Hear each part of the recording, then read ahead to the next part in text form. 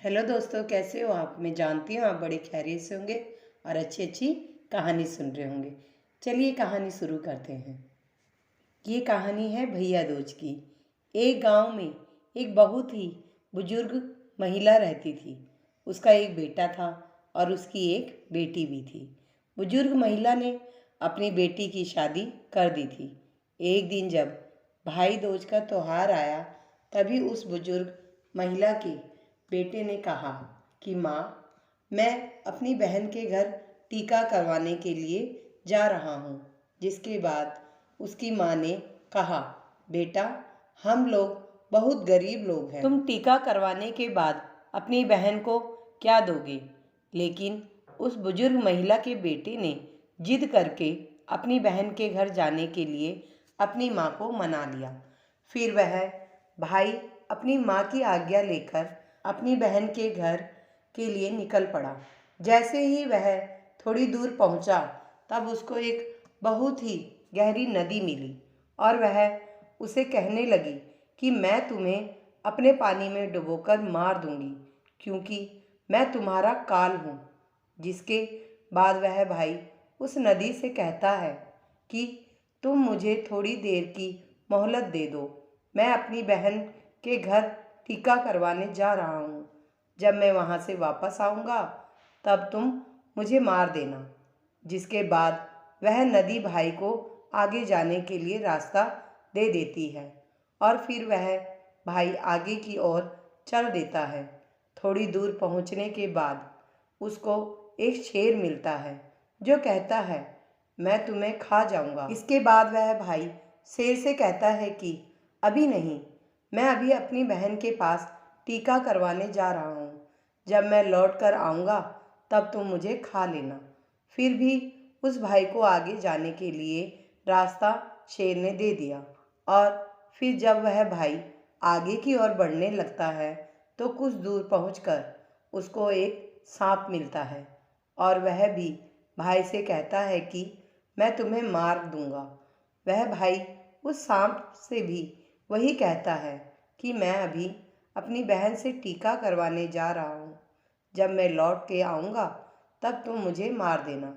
वह भाई आगे की ओर चला जाता है और थोड़ी ही देर में भाई अपनी बहन के घर पहुंच जाता है। जब वह अपनी बहन के घर पहुंचता है, तो घर के बाहर से आवाज़ लगाता है, लेकिन घर के अंदर उसकी बहन सूत काट रही होती है। सूत को काटते वक्त उसका धागा टूट जाता है और वहाँ के लोगों की यह मान्यता थी कि अगर सूत कटते वक्त अगर धागा टूट जाए, तो बाहर कोई भी बुला रहा हो और वह बिना आवाज़ करे और बिना धागा को जोड़े चली जाए, तो वह व्यक्ति मर जाएगा। वह बिना आवाज़ किए धागा जोड़ने लगती है, लेकिन जब भाई के आवाज़ लगाने पर भी उसकी बहन नहीं आती है, तो वह वहाँ से जाने लगता है। तभी उसकी बहन उस धागे को जोड़कर तुरंत अपने भाई के पास जाकर उसको रोकती है और उसको अपने घर ले जाती है। वह बहन अपनी पड़ोस में रहने वाली महिला के पास जाती है और उससे पूछती है कि भाई दूज के दिन क्या बनाया जाता है। तब वह महिला उसको बताती है कि तुम तेल से अपने चूल्हे को लीपो और घी में चावल पकाओ। वह बहन घर जाकर पड़ोस के द्वारा बताई हुई चीज़ों को करने लगती है और तभी उसका भाई उससे कहता है कि बहन, मुझे बहुत ज़ोरों से भूख लगी है। लेकिन उसकी बहन पड़ोस की महिला की बातों में आकर काम कर रही होती है। जब उसका भाई रसोई में जाकर देखता है, तो वह अपनी बहन से कहता है कि तुम बहुत भोली हो, जिसके कारण तुमको लोग पागल बना देते हैं। तुमने कभी घी में चावल पकते हुए देखा है और तेल से कभी चूल्हा लीपा देखा है? तुम गोबर से चूल्हे को लीपो और पानी में चावल को पकाओ। वह बहन अपने भाई की बात मानकर वही करती है जैसा उसका भाई करने के लिए बोलता है और वह खाना बनाकर अपने भाई को खिलाती है और थोड़ी देर बाद वह अपने भाई को टीका कर देती है।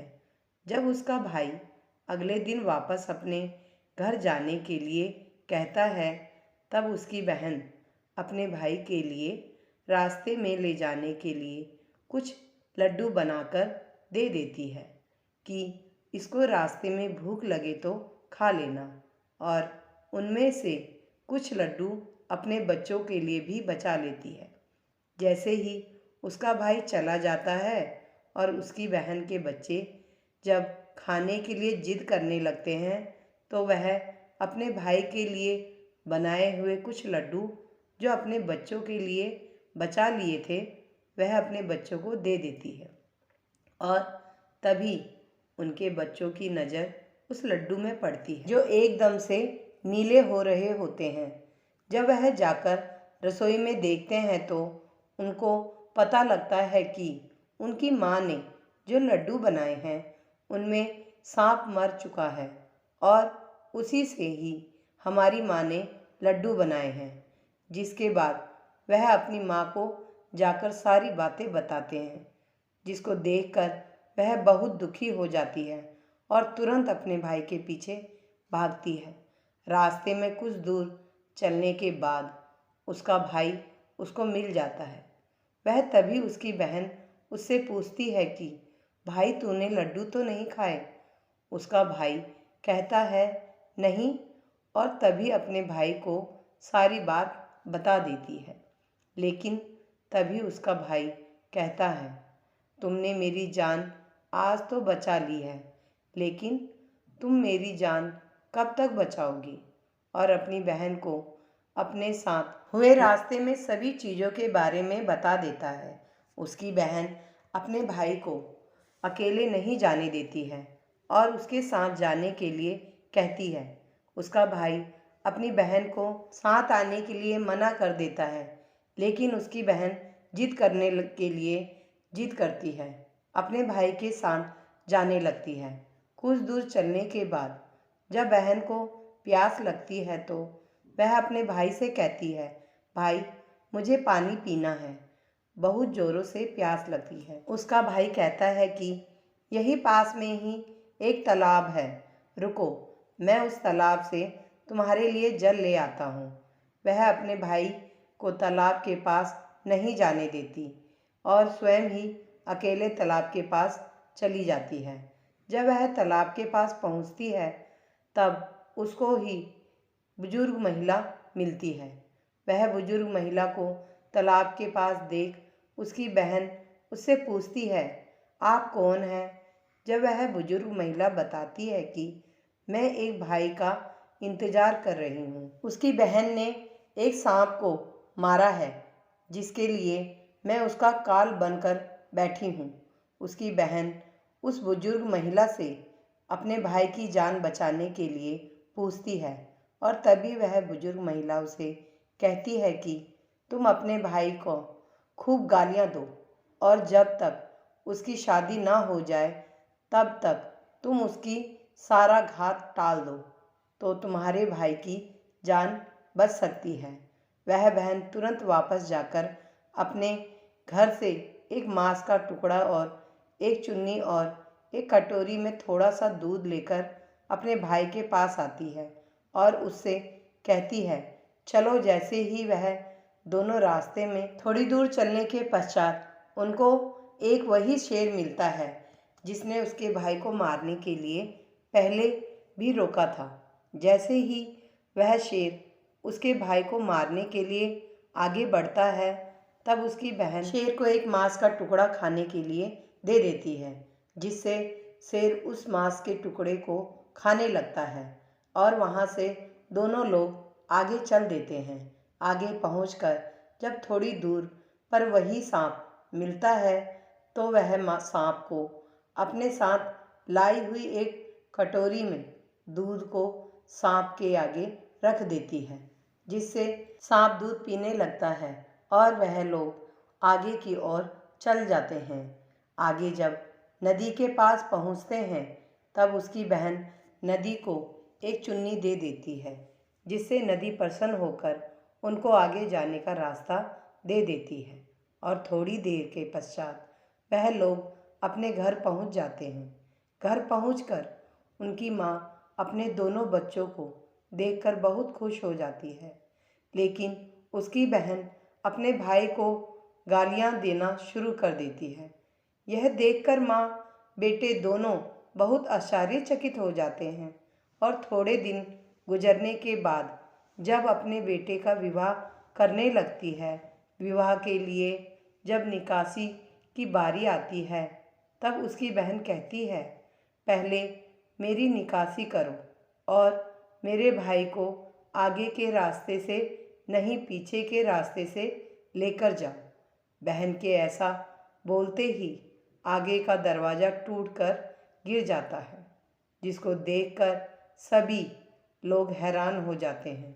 और फिर जब फेरों की बारी आती है, तब उसकी बहन कहती है कि पहले फेरे को करो मेरे भाई के बाद मैं, और ऐसा बोलते ही वहाँ पर आग लग जाती है, जिससे वह आग को बुझा देती है।